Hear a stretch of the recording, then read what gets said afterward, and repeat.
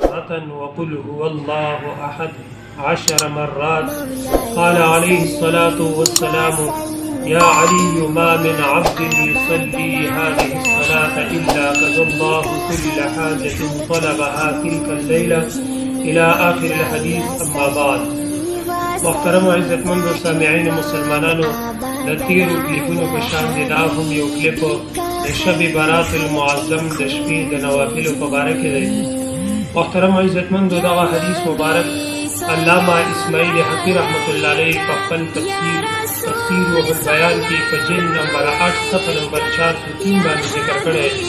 حضرت مجاہد رضی اللہ تعالی عنہ مبارک د حضرت علی کرم اللہ وجهه الکریم نے روایت پیش کی. علی رضی اللہ تعالی عنہ مبارک فرمائی وی نبی کریم علیہ الصلوۃ والسلام مبارک کو فرمائے چې کوم یو مؤمن مسلمان چې د 15 په شپه باندې یعنی په شب برات باندې کومه چې د پیر مبارک شپه په دې شپه باندې چې کوم یو مؤمن مسلمان 100 رکعات نفل وکړو په داسې طریقه باندې چې په هر رکعات کې یو د سورۃ فاتحه یعنی الحمدلله رب العالمین سورۃ تلاوت کو او یو لزل ورسره قل هو الله احد سورۃ تلاوت کو، دغه انسان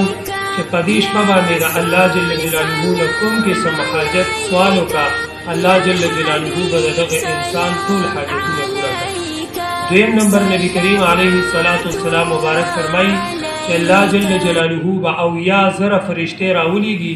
او د روان 15 شپې پورې به یعنی یو کال به د دې انسان په عملنامه کې نیکۍ لیکي. دغه انسان د عملنامې نه به ګناهونه ختموي او دغه انسان د پاره په جنت کې د درجاتو اوچتولو سوالونه دي. دریم نمبر، نبی کریم علیه الصلاۃ والسلام مبارک فرمایي وی الله جل جلاله به 90,000 فرشتې جنت عدن ته ولېږي او ورته به فرمایي چې دغه نفل کوونکي مؤمن مسلمان دپاره په جنت عدن کې 9 داسې محلونه ښارونه او داسې کورونه جوړ کړي چې په هغې کې باغونه ولګوي او داسې باغونه پکې جوړ کړي چې نه انسان په دنیا کې هغه په سترګو لیدلی، نه په دنیا کې د هغه باغونو ذکر په غوږونو اورېدلی او نه د دغه باغونو تصور نه د دغه باغونو په باره کې د انسان چېرته په زړه کې تصور راغلی.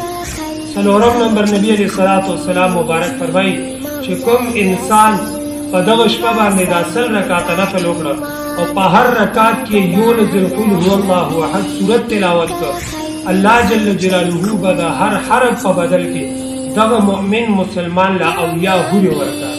بیا یاد ساتئ محترم او عزتمندو، تقریبا چې سورت اخلاص کې 39 حروف چې یو ځل سړی تلاوت کړه په دې باندې 3290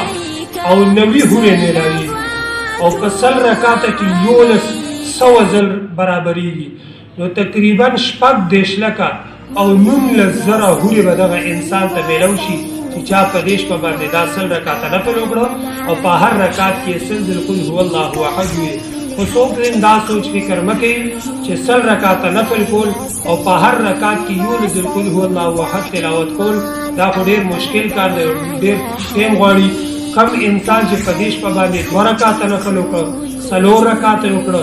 10 رکعاته وکړه، 6 رکعاته وکړه، چا څومره نفل وکړه، الله جل جلاله به دغه انسان له د خپلو نفلونو مکمل اجرونه ثوابونه حور عین مال او د هغه درجاتو نصیب کړه. وآخر دعوانا الحمدلله.